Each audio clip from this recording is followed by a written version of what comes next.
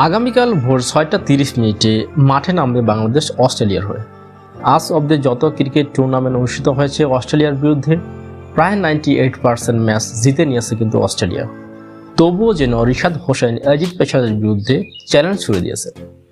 এটা শুনে হাথুর সিং হতবাক হয়েছেন এবং তিনি বলেছেন, রিশাদ হোসেনের এমন সাহসিকতার প্রশংসার জন্য আমরা বাংলাদেশ প্রশংসনীয়, এবং তিনি প্রশংসায় ভাসছেন। কেননা অস্ট্রেলিয়ার এই ম্যাচের নায়ক হতে পারে রিশাদ হোসেন। কেননা সম্প্রতি ওয়ার্ল্ড কাপ টি-20 যত টুর্নামেন্ট অনুষ্ঠিত হয়েছে তার মধ্যে রিশাদ হোসেনের পারফরমেন্স ছিল অসাধারণ। এ প্রসঙ্গে রিশাদ হোসেন বলেন, আমরা যেভাবে স্বয়ংক্রিয়ভাবে বোলার চালাই সেভাবে যদি আমাদের ওপেনার ব্যাটসম্যানগুলো একটু ভালো করে থাকে বা একটু জ্বলে ওঠে, তাহলে আমরা অস্ট্রেলিয়া কেন যে কোনো দেশের মাটিতে হয়ে যে কোনো দেশের মাটিতে যে কোনো দেশকে আমাদের জন্য পরাজিত করা অসম্ভবের কিছুই না।